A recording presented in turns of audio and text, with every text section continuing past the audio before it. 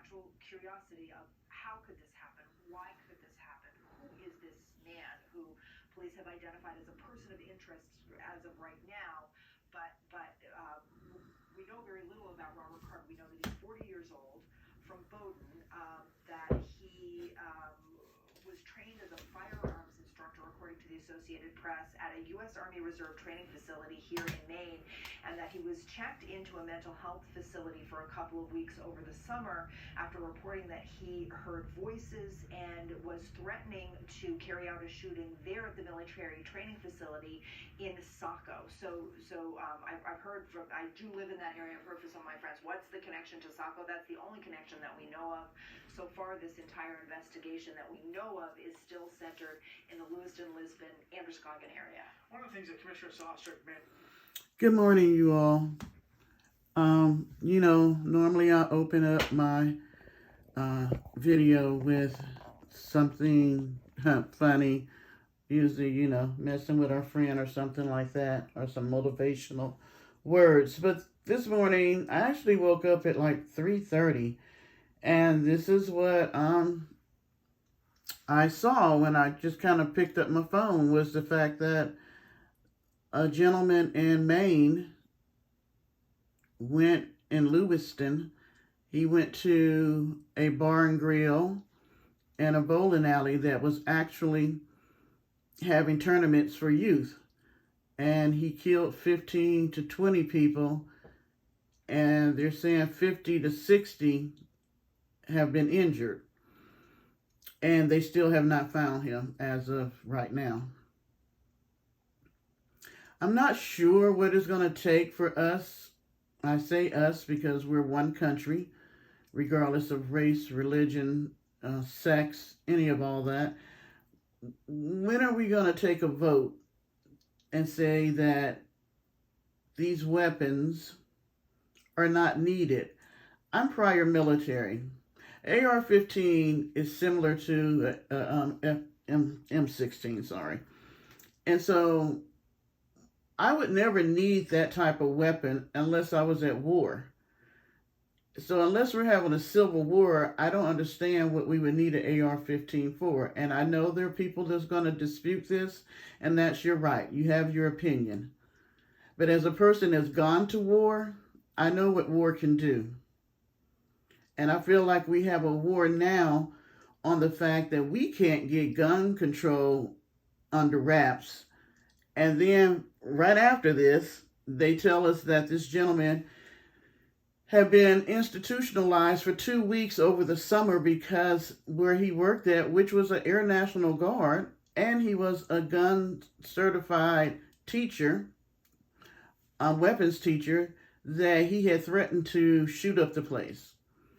And I'm thinking, okay, he was in for 2 weeks. Did anybody follow up on this? I don't know if he has family or wife or any of that. But, of course, mental health has played a role in this, just like in the majority of the shootings that we've had here in the United States. I have been an advocate for mental health for many, many, many years. You all know that I'm a counselor. When they decided to just tear down all the mental hospitals, and now we have very few because they're privately owned, that really left no place for people who needed assistance to go. That's why you have a lot of homeless people who have mental issues. You have a lot of people incarcerated who have mental issues because really they have no place to go. We have very few here in South Carolina, and the bigger states have some, but they're overwhelmed with the people that they have. I mean, the bigger cities. And so when is the law going to be, raised for us to be able to get more funding for people with mental health issues, more programming, more places? Because I'm pretty much tired of turning on my TV and dozens of people have been killed, and then you tack on that he had a mental health issue, but nobody did anything. Nobody cared enough. I'm sorry, y'all. I didn't mean to get on my soapbox this morning, but this really bothered me, especially the fact that he went in and shot up where there was children, having a youth tournament. I am so tired of them killing our babies. I really am. Hopefully, some of you all that have started watching me feel the same way. Maybe you can write your representative and ask them what they're doing for as far as gun control in your state. And if you're a gun-toting person, that's fine. I'm not saying that you should not be able to have a gun. That's not what I'm saying. It's just certain weapons, because that's a weapon, we really don't need on our streets. And the United States is the only developed country that has the issue with mass shootings. So there's something wrong with us that the other countries don't have. And so this morning, if you pray when you get up, I ask that you send a prayer out for the people in Maine, for the families who have lost someone because of this shooting, and for the families whose life is going to change because of the ones who were injured in the shooting.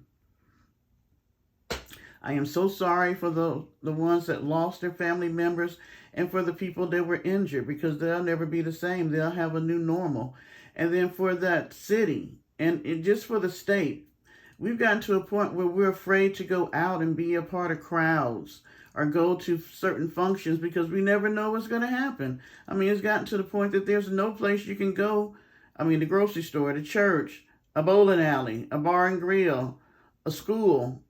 You know, where can you go and to get away from this? So please lift these families up, lift that state up, and we pray that they will find this gentleman, because we don't want him to hurt anybody else. Thank you, guys. I'll be back later on with something a little bit more uplifting. Oh, and by the way, let's make this Thanksgiving Thursday. Let's be thankful for all that we have, and for all the friends and family that we do have in our lives that are still here, that we can reach out and touch if we need need someone to talk to, or just need someone to be there, or someone to have fun with. All right, guys, I'll be back later. Bye.